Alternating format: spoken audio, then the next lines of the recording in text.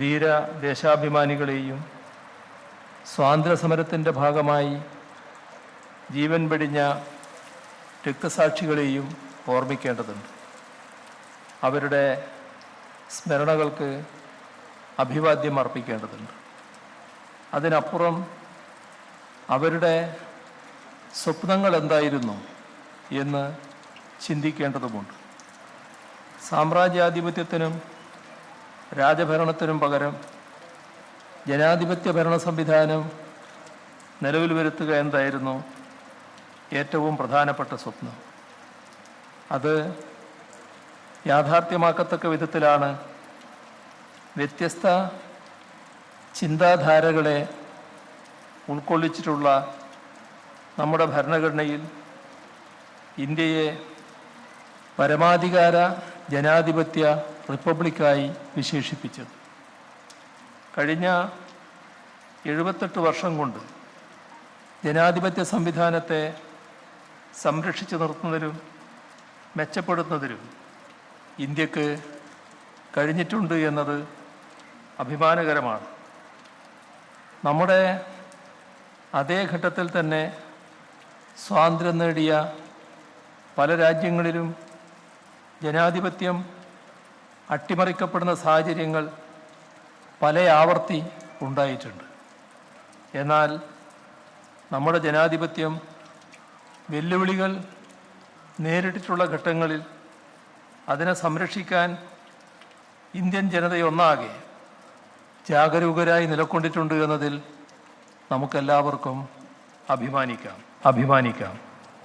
ജാഗ്രതായ അത്തരം ഇടപെടലുകൾ തുടർന്നും ഉണ്ടാകുന്നു എന്ന് ഉറപ്പുവരുത്താനുള്ള ഉത്തരവാദിത്വം ഓരോ ഇന്ത്യക്കാരനുമുണ്ട് എന്ന ഓർമ്മപ്പെടുത്തലാണ് ഓരോ സ്വാതന്ത്ര്യദിനവും നടത്തുന്നത്.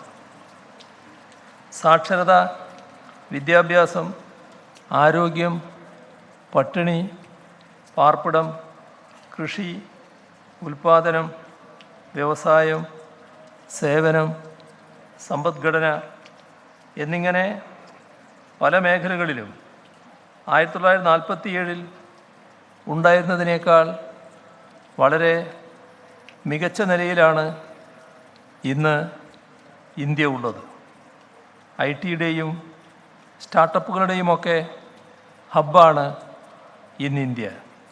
ശാസ്ത്ര സാങ്കേതിക വിദ്യ, ബഹിരാകാശ രംഗങ്ങളിലടക്കം അഭിമാനകരമായ നേട്ടങ്ങൾ കൈവരിക്കാൻ നമുക്ക് കഴിഞ്ഞിട്ടുണ്ട്. എന്നാൽ അതേസമയം തന്നെ നമ്മുടെ പൊതുവായ ശാസ്ത്രാവബോധത്തിൽ കോട്ടമുണ്ടാകുന്നു എന്ന സാഹചര്യം നാം കാണാതെ പോകരുത്. കേവലം കോട്ടം വരൽ മാത്രമല്ല, അന്ധവിശ്വാസങ്ങളുടെ, ദുരാചാരങ്ങളുടെ, പ്രാകൃത അനുഷ്ഠാനങ്ങളുടെ പുനരുജ്ജീവനത്തിലേക്ക് പോലും പോകുന്നു. ഏത് ഇരുണ്ട ഘട്ടത്തെ താണ്ടിയാണോ പുതുകാലത്തേക്ക് വന്നത്, ആ കാലത്തിൻ്റെ അന്ധകാരത്തെ തിരിച്ചു കൊണ്ടുവരാൻ ജാതിയെയും വർഗീയതയെയും ആയുധമാക്കി ചിലർ ശ്രമിക്കുന്നു. അത് നമ്മുടെ മതനിരപേക്ഷതയെപ്പോലും അപകടത്തിലാക്കുന്നു. ഇതിനെ എങ്ങനെ ഫലപ്രദമായി മറികടക്കാമെന്നത് നാം ഈ ഘട്ടത്തിൽ പ്രത്യേകമായി വിലയിരുത്തേണ്ടതുണ്ട്.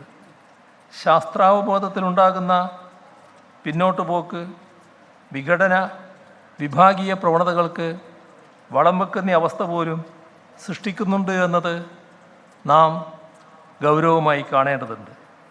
ഇത്തരം പ്രവണതകൾ രാജ്യത്തിൻ്റെ ഐക്യത്തെയും അഖണ്ഡതയെയും പ്രതികൂലമായി ബാധിക്കാതിരിക്കാൻ ഒരു ജനത എന്ന നിലക്ക് നാം സവിശേഷ ശ്രദ്ധ പുലർത്തേണ്ടതുണ്ട്.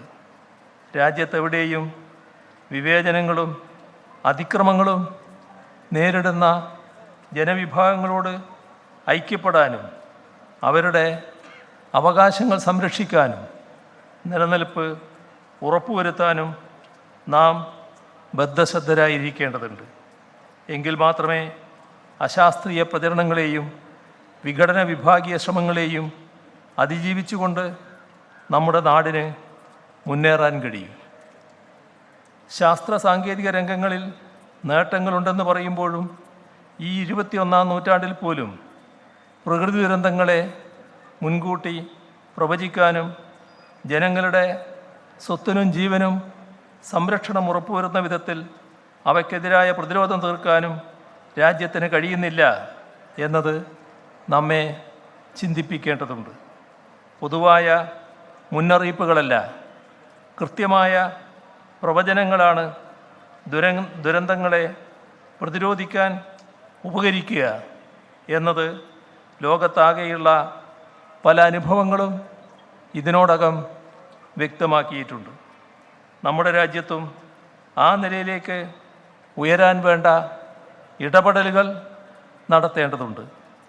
രാജ്യത്തിൻ്റെ ഉയർച്ച ഉറപ്പുവരുന്നതിൽ ഏറ്റവും പ്രധാനപ്പെട്ട പങ്ക് വഹിക്കുക രാജ്യത്തിൻ്റെ വ്യത്യസ്ത പ്രദേശങ്ങളുടെ സമതുലിതമായ വികസനമാണ്.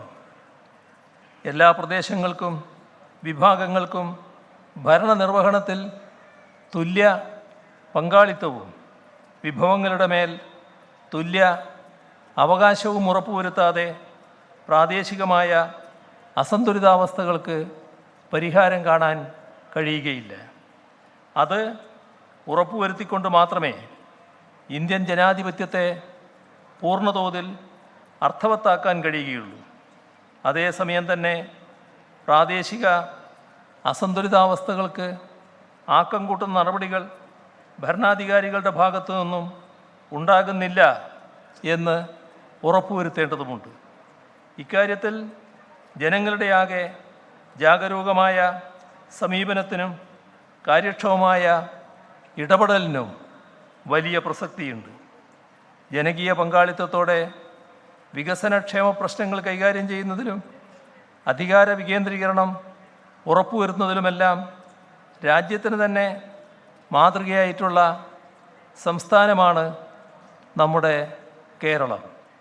ഭാഷാടിസ്ഥാനത്തിലുള്ള സംസ്ഥാനമായി കേരളം ഏകീകരിക്കപ്പെടുന്നത് ഇന്ത്യ സ്വാതന്ത്ര്യം നേടി ഏതാണ്ട് ഒരു ദശാബ്ദത്തോളം കഴിഞ്ഞ ഘട്ടത്തിലാണ്. ആ കേരളം ആരോഗ്യം, വിദ്യാഭ്യാസം, തൊഴിൽ, ഭരണനിർവഹണം, ക്രമസമാധാനം, സാമൂഹ്യ സുരക്ഷിതത്വം തുടങ്ങിയ വിവിധ മേഖലകളിൽ ഇന്ന് രാജ്യത്തിൻ്റെ മുൻപന്തിയിലാണ് എന്നത് കേരളീയർക്കാകെ അഭിമാനം പകരുന്ന വസ്തുതയാണ്. ഐക്യരാഷ്ട്രസഭയുടെയും നീതി ആയോഗിൻ്റെയും സുസ്ഥിര വികസന ലക്ഷ്യങ്ങൾ കൈവരിക്കുന്നതിൽ മുൻപന്തിയിലാണ് കേരളം. പബ്ലിക് അഫയേഴ്സ് ഇൻഡെക്സിൽ ഏറ്റവും മികച്ച ഭരണനിർവഹണമുള്ള സംസ്ഥാനമായി തുടർച്ചയായി വിലയിരുത്തപ്പെട്ടിട്ടുള്ള സംസ്ഥാനമാണ് കേരളം. ഏറ്റവും അഴിമതി കുറഞ്ഞ സംസ്ഥാനമായി സെൻറ്റർ ഫോർ മീഡിയ സ്റ്റഡീസ് വിലയിരുത്തിയിട്ടുള്ളത് കേരളത്തെയാണ്.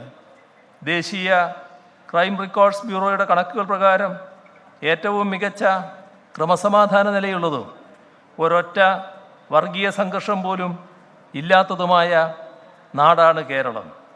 ഏറ്റവും കുറഞ്ഞ ശിശുമരണ നിരക്കും മാതൃമരണ നിരക്കുമുള്ള സംസ്ഥാനമാണ് കേരളം. നീതി ആയോഗ് പ്രസിദ്ധീകരിച്ച സ്കൂൾ എഡ്യൂക്കേഷൻ ക്വാളിറ്റി ഇൻഡെക്സിൽ 1-ാം സ്ഥാനത്താണ് കേരളം. രാജ്യത്ത് ഏറ്റവും കൂടുതൽ PSC നിയമനങ്ങൾ നടക്കുന്ന സംസ്ഥാനമാണ് കേരളം. രാജ്യത്തെ ഏറ്റവും മികച്ച സ്റ്റാർട്ടപ്പ് ഇക്കോസിസ്റ്റമുള്ള സംസ്ഥാനമാണ് കേരളം. രാജ്യത്തെ വ്യവസായ മേഖലയിലെ ബെസ്റ്റ് പ്രാക്ടീസാണ് നമ്മുടെ സംരംഭകത്വ വർഷം പദ്ധതി. പച്ചക്കറികൾക്കും പഴവർഗ്ഗങ്ങൾക്കും താങ്ങുവിലയുള്ള രാജ്യത്തെ ഏക സംസ്ഥാനമാണ് കേരളം. അതിദാരിദ്ര്യ നിർമ്മാർജ്ജനത്തിനായുള്ള പ്രത്യേക പദ്ധതി നടപ്പാക്കുന്ന ഏക സംസ്ഥാനമാണ് കേരളം. ഭൂരഹിതരും ഭവനരഹിതരുമില്ലാത്ത ഏക സംസ്ഥാനമായി കേരളം മാറുകയുമാണ്.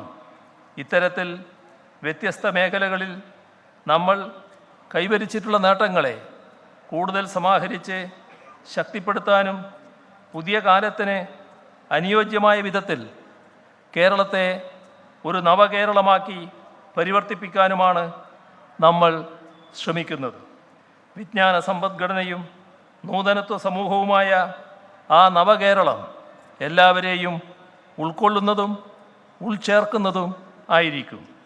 അതുകൊണ്ട് തന്നെ നവകേരള നിർമ്മാണത്തിൽ സംസ്ഥാന സർക്കാരിനും തദ്ദേശ സ്വയംഭരണ സ്ഥാപനങ്ങൾക്കുമൊപ്പം ഓരോ വ്യക്തിക്കും സന്നദ്ധ സംഘടനകൾക്കും എല്ലാം വലിയ പങ്ക് വഹിക്കാനുണ്ട്. ജീവകാരുണ്യപരവും അതേസമയം വികസനോന്മുഖവുമായ പങ്ക് ദുരിതത്തിൽപ്പെട്ടവരുടെ കണ്ണീര് തുടച്ചുകൊണ്ട് അവരുടെ കൈപിടിച്ചുയർത്തുകയും നാടിൻ്റെ ഭാവിക്ക് അനുയോജ്യവും പുതിയ തലമുറ ആഗ്രഹിക്കുന്നതുമായ പദ്ധതികൾ നടപ്പാക്കുകയും വേണം. ആ നിലക്കുള്ള സമൂഹത്തിൻ്റെ ആകെ ഉത്തരവാദിത്വപൂർണമായ ഇടപെടലാണ് വയനാട്ടിൽ നാം ഇപ്പോൾ കണ്ടുകൊണ്ടിരിക്കുന്നത്. കേരളത്തിലുള്ളവർ മാത്രമല്ല, കേരളത്തിന് പുറത്തുള്ളവരും രാജ്യത്തിന് പുറത്തുള്ളവരും ഈ ദുരന്തഘട്ടത്തിൽ നമ്മെ സഹായിക്കുന്നുണ്ട്. മറ്റ് സംസ്ഥാനങ്ങളും നമ്മെ സഹായിക്കുന്നുണ്ട്. അവരോടെല്ലാമുള്ള നന്ദി ഈ അവസരത്തിൽ രേഖപ്പെടുത്തട്ടെ. നമ്മുടെ ഒരുമയെയും ഐക്യത്തെയും ഊട്ടിയുറപ്പിച്ചുകൊണ്ട് നവകേരള നിർമ്മിതിയിൽ തുടർന്നും മുന്നേറാനാവണം. അതിനുള്ള പ്രചോദനമാകണം വ്യത്യസ്ത ധാരകളിൽപ്പെട്ട സ്വാതന്ത്ര്യ സമര സേനാനികളുടെ സ്മരണ. അവർ സ്വപ്നം കണ്ട ഇന്ത്യ യാഥാർത്ഥ്യമാക്കുമെന്ന് പ്രതിജ്ഞയെടുത്തുകൊണ്ട് ഈ 78ാം സ്വാതന്ത്ര്യദിനാഘോഷങ്ങൾ നമുക്ക് അന്വർത്ഥമാക്കാം. എല്ലാവർക്കും സ്വാതന്ത്ര്യദിനാശംസകൾ നേരുന്നു. Thank you sir. മുഖ്യമന്ത്രി പിണറായി വിജയൻ സെൻട്രൽ സ്റ്റേഡിയത്തിൽ പ്രസംഗിക്കുകയായിരുന്നു. അദ്ദേഹം വർണ്ണാഭമായ ചടങ്ങാണ് തലസ്ഥാനത്ത് ഒരുക്കിയിരിക്കുന്നത്. അദ്ദേഹം ആദ്യം അഭിവാദ്യം സ്വീകരിച്ചതിന് ശേഷം അദ്ദേഹം നടത്തിയ പ്രസംഗമാണ്. ഈ ദുഃഖഭരിതമായ അന്തരീക്ഷത്തിൽ നമ്മൾ വെറുതെ ഇരിക്കാൻ പാടില്ല.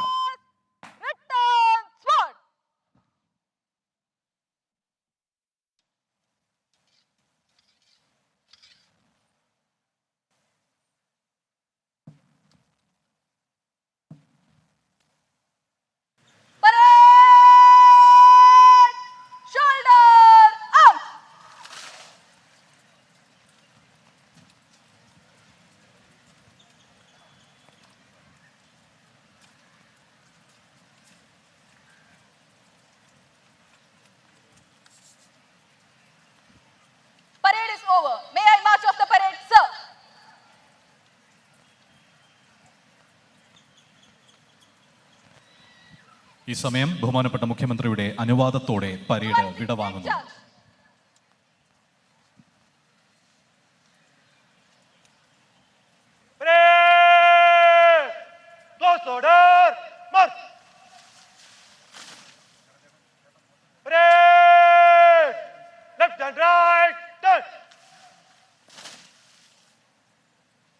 Rear conditions on the center.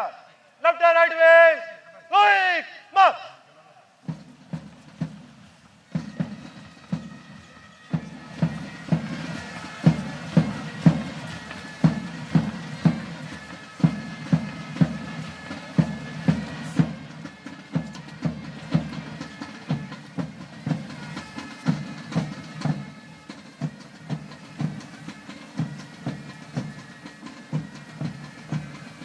Middle conditions on the center. Left and right wheel. Quick